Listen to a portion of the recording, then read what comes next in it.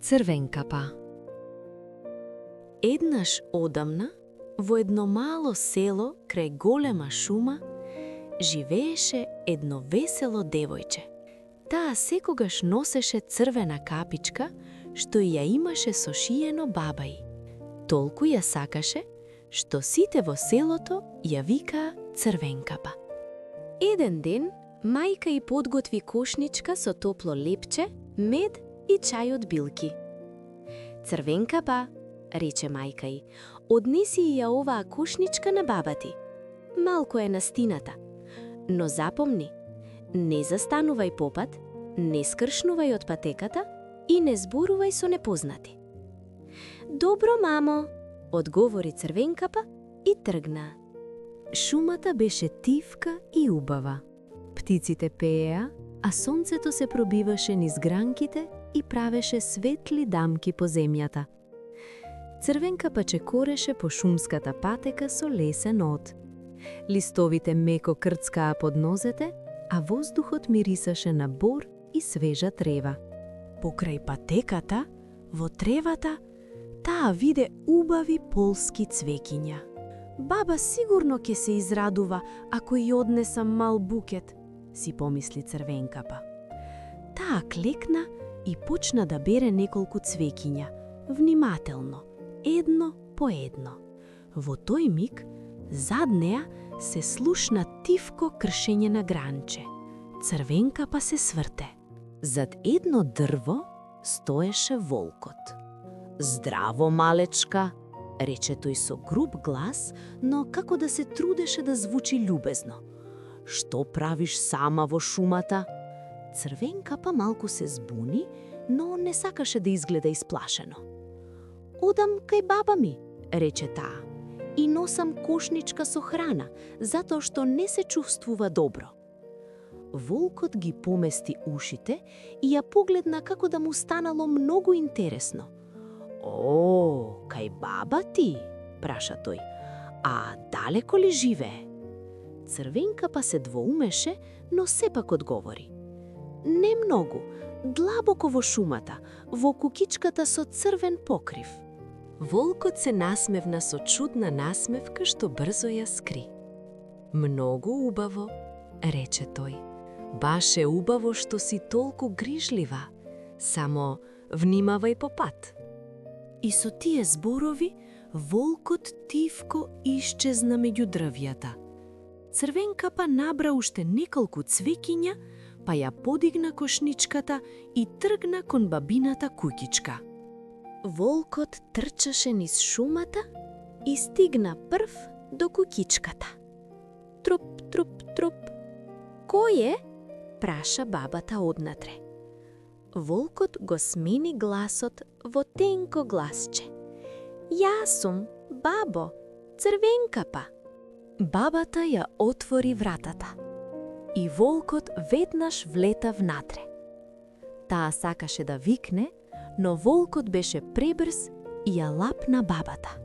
Потоа волкот ја облече бабината ноќница, стави капа на главата, ги стави бабините очила и легна во креветот, покриен до нос. Се намести добро и чекаше. Набрзо, Црвенкапа стигна до куќичката. Вратата беше подотворена. Троп-троп. Влези, се слушна глас однатре. Црвенкапа влезе тивко. Бабо, ти донесов лепче, мед и цвекиња, рече таа и ја стави кошничката на масата. Но кога се приближи до креветот, нешто ѝ изгледаше чудно. Бабата лежеше некако поинаку, а лицето ѝ беше во сенка. Црвенкапа ја гледаше внимателно.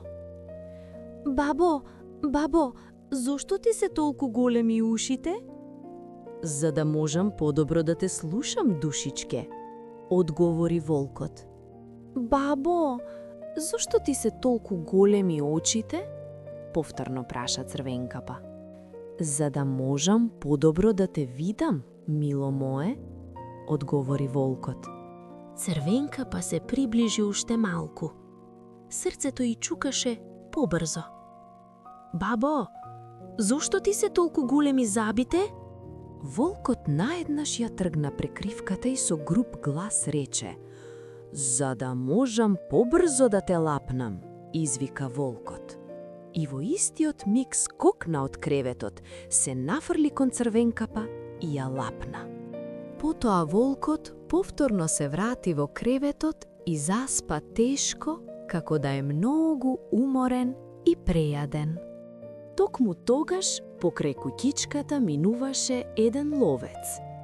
Ја виде вратата подотворена и си рече: "Чудно, бабата никогаш не остава вака отворена врата." Влезе тивко, предпазливо и таму го виде волкот во бабиниот кревет како гласно рчи. "Аха, ти ли си никаквецу?" прошепоти ловецот. Ловецот прво сакаше веднаш да го удри волкот, но тогаш забележа дека стомакот му е многу голем, како да проголтал нешто. Само да не ги лапнал, си помисли ловецот. Тој извади нож и внимателно му го распара стомакот на волкот. И тогаш прво се појави Црвенкапа, а веднаш потоа и бабата. И двете живи, преплашени, но безбедни. "Ох, каков мрак беше таму!" рече бабата и длабоко воздивна. Црвенкапа ја прегрна баба и силно. "Бабо, мислев дека никогаш нема да те видам," шепна таа. Ловецот брзо рече: "Брзо, ставете големи камења внатре, за да не може волкот да стане пак."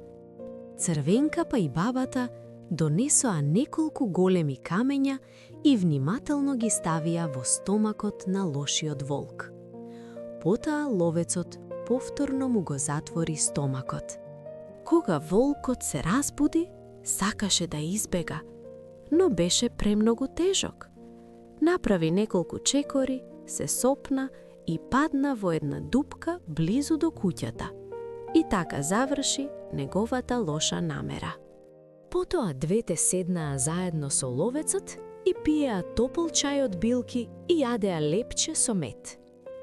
Кукичката повторно се наполни со мир и топлина. И така, Црвенкапа, бабата и мајката живееа мирно и среќно.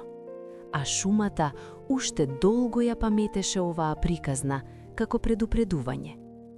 Не секој што зборува љубезно има добро срце.